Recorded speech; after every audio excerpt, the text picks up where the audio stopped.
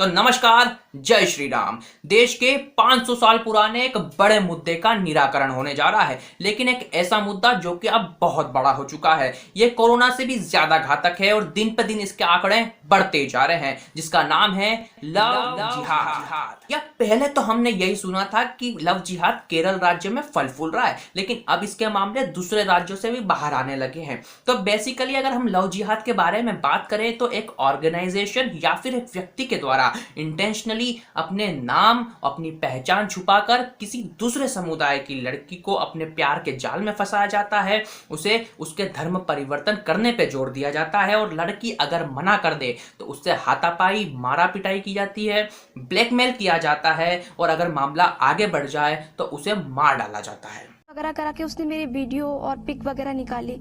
उसके बाद उसने ब्लैकमेल करना शुरू कर दिया। ड्रिंक की हालत में रेप करने की कोशिश की।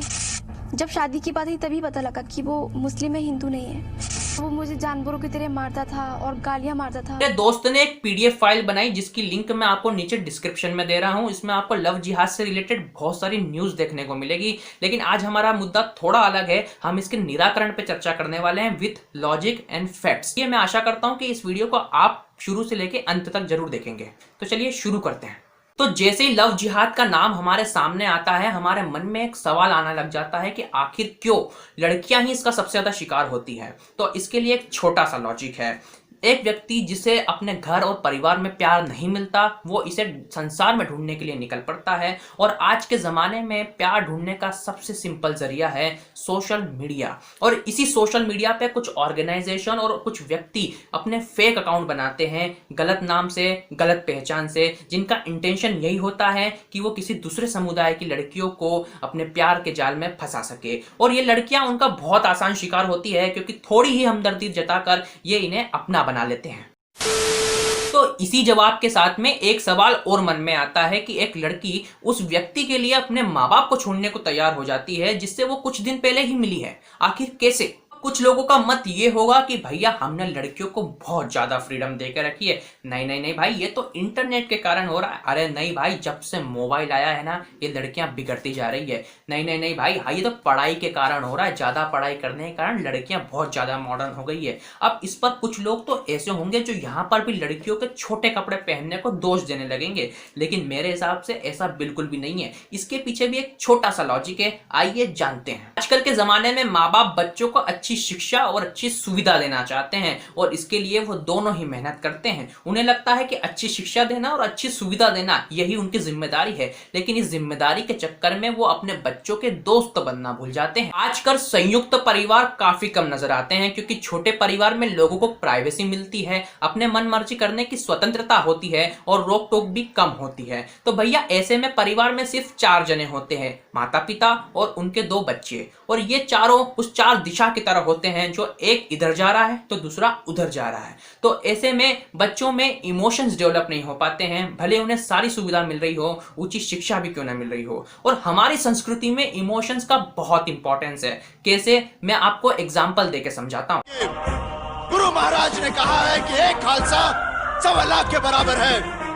आज उनकी बात सच कर दिखाने का वक्त आ गया है। तो गुरु गोविंद सिंह जी ने एक बार कहा था कि मेरा एक बंदा 1.25 लाख पे भारी पड़ेगा, और वो 1.25 लाख पे भारी भी पड़े। ऐसा क्यों हुआ? क्योंकि ये एक वाक्य नहीं है, ये एक इमोशन है। इमोशन, जी हाँ। और अगर आप इतिहास झांक के देखें तो आपको ऐसे कई प्रसंग मिल जाएंगे जहां हमने अपने इमोशंस के बदौलत कई बड़े बड़े युद्ध जीते हैं, जहां पे दुश्मन की सेना बहुत बड़ी थी और हमारा संख्या बल काफी कम था। तो आजकल ऐसे ही माता पिता के प्रति बच्चों के अंदर इमोशंस कम होते जा रहे हैं, क्योंकि जो अटैचमेंट की उन्हें जरूरत है वो उन्हें नहीं मिलता है, जिसे ढूंढने के लिए वो बाहर निकलते हैं और एक बहुत आसान शिकार होते हैं ऐसी ऑर्गेनाइजेशंस का, ऐसे लोगों का जो उन्हीं की ताक में बैठे होते हैं।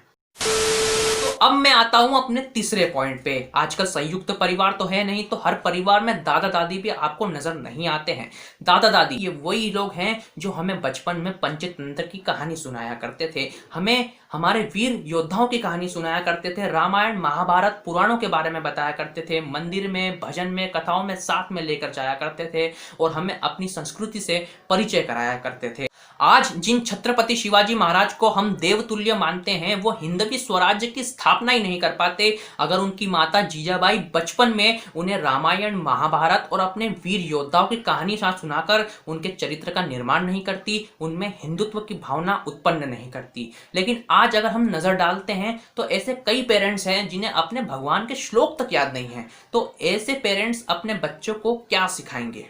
और बच्चे उस कच्चे घड़े की तरह होते हैं जिसे आप जिस आकार में डाल लो वो उस आकार में बड़े होने तक वैसे के वैसे ही रहेंगे। तो मुझे लगता है कि किसी और को दोष देने के सिवाय आपको अपने बच्चों का बेस मजबूत करना चाहिए, उन्हें अपनी संस्कृति, अपने ईश्वर से परिचय करवाना चाहिए, हमारे वीर योद्धाओं की गाथाएं उन्हें बताना चाहिए, हमारा अतीत किन चुनौतियों से गुजरा है और हमारा आज किन चुनौतियों के साथ में गुजर रहा है, इस बारे में उन्हें अवगत जरूर कराइए। अपने ईश्वर के बारे में बताइए, मंदिर लेके जाइए, रोज शाम को दिया लगाइए, एक नियम बनाइए और अपना दिन कैसा गुजरा इस बारे में उन्हें बताइए और उनका दिन कैसा गुजरा इस बारे में उनसे सुनिए, ताकि आपको उनके बारे में जानने के लिए उनके किसी बेस्ट फ्रेंड की आवश्यकता ना हो। तो एक बार ये जरूर करके देखिए और फिर देखिए कि आपके बच्चे घर से बाहर जाते हैं प्यार ढूंढने के लिए या फिर घर में ही रहते हैं। तो तब तक के लिए जय श्री राम। अगर ये वीडियो अच्छा लगा हो तो लाइक भले ही ना करें, लेकिन इस वीडियो को हर पेरेंट्स तक जरूर शेयर करें, यह आपसे मेरी विनंती है। और हमारे इस मुहिम में जरूर सहयोग कीजिए। और एक चीज जरूर ध्यान रखिए कि धर्मो रक्षति रक्षितः।